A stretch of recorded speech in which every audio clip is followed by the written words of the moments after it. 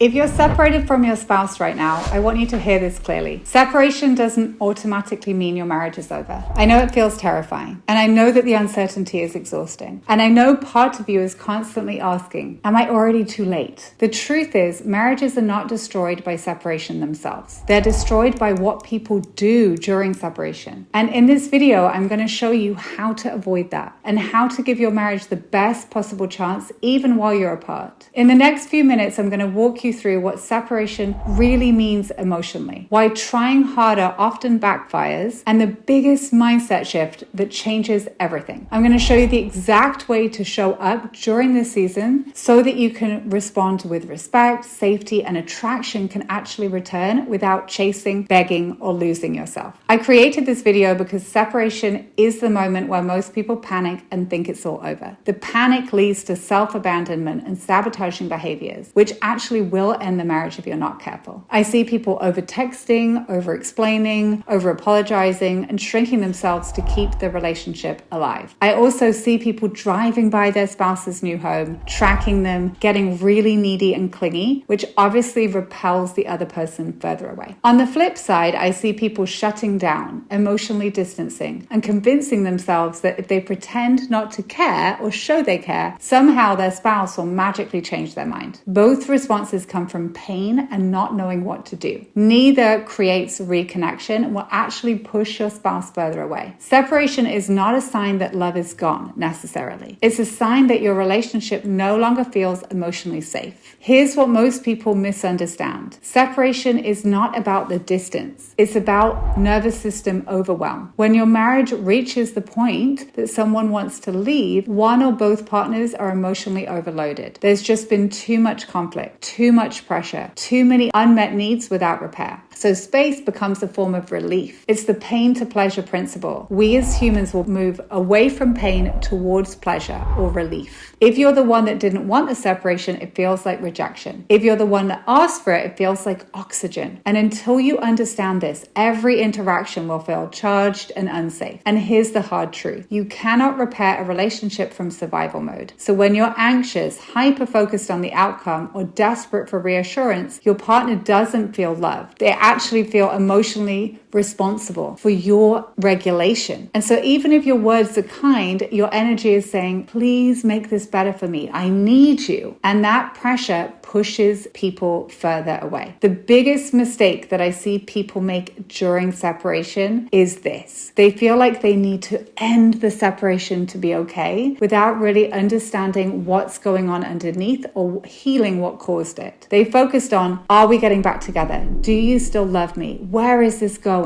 But your partner isn't even asking those questions yet. They're asking, do I feel calm with you? Can I feel okay with you? Do I feel respected and loved by you? Can I breathe emotionally here? And until the answers to those questions is yes, the closeness for them is going to feel threatening. So how do you save your marriage while separated? Let's talk about what actually works, because so many of my clients come to me in this space and ask me this exact question. Step 1, detach from the outcome. I know it's hard. It doesn't mean you stop caring. It means you stop gripping. You stop having these forced conversations about timelines, emotional guarantees, and constant check-ins. You anchor into your steadiness emotionally. When you stop chasing certainty, you'll create space for curiosity and respect to return. Pressure kills attraction. Presence restores attraction. Step 2, become emotionally safe. So ask yourself this question honestly. If my partner was to interact with me today, would they feel calm or would they feel stressed out and braced? Emotional safety looks like listening without defending, speaking without urgency, and responding instead of reacting. It's not passive, it's regulated power. And it's really deeply attractive for your partner to see you regulated and feeling good during separation. Step 3, stop explaining your growth. I see this all the time. One of the fastest ways to lose credibility during separation is proving to your partner that you've changed. Because real change doesn't need an announcement. It's actually felt through consistency, boundaries, tone, and self-respect. Your partner is watching you. They're watching how you handle uncertainty, not what you say about yourself and your change. Step number 4, be intentional about how much you contact them. Every interaction should lower the emotional temperature, not raise it. So no emotional dumping, no late night spirals, no interrogation, no check-ins. Short, grounded interactions build safety and trust much more than demanding. Think of each interaction as planting a seed. You're not going to harvest that seed the same day as you plant it. Step number 5, reclaim your identity. This is non-negotiable. Reconnect with yourself, with your body, your values, your spirituality, your creativity, and your personal power. And not to prove that you're okay, but to remember who you are. When you stop abandoning yourself, your entire relationship dynamic begins to shift. You cannot save your marriage by sacrificing yourself. The marriages that survive separation are not saved by somebody trying harder to be everything. They're saved by becoming more grounded, more self-led, more emotionally regulated. Separation is not a punishment, it's actually an invitation to lead differently and to create a different version of your relationship. Your separation can really heal your marriage if you handle it well. There are very few people that end up pushing their partner further away if it's handled well during separation. Now listen carefully.